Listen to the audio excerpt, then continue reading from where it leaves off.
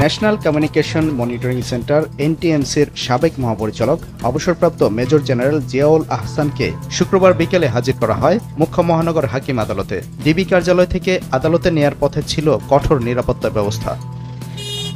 রাজধানীর new market থানার হত্যা মামলায় জিজ্ঞাসাবাদের জন্য তাকে 10 দিনের রিমান্ডে নেয়ার আবেদন করে পুলিশ।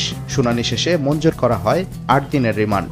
শুনানিতে আইনজীবীরা বলেন, আওয়ামী লীগ সরকারের ক্ষমতা টিকিয়ে রাখতে জিয়াউল আহসান নানা অবৈধ এজেন্ডা বাস্তবায়ন করেছেন। আন্তর্জাতিকভাবে বিখ্যাত সেই আয়না ঘরের আজকের রূপকার ছিল আজকের আসামি।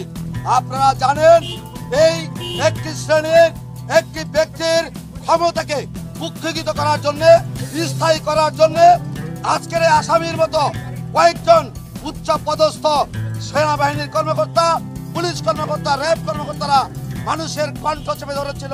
এদিন সাবেক সেনা কর্মকর্তা জিয়াউল আহসানের পক্ষে শুনানিতে অংশ নেন তার বোন আইনজীবী নাজনীন নাহার। তিনি অবশ্য রিমান্ড বাতিল এবং জামিন চেয়ে আবেদন করেছিলেন। 2022 সাল থেকে Ziaul Ahsan national communication monitoring সেন্টারের মহাপরিচালকের দায়িত্বে ছিলেন। গত মঙ্গলবার চাকরি থেকে স্বেচ্ছায় অবসরে যাওয়ার কথা আদালতকে জানান তিনি।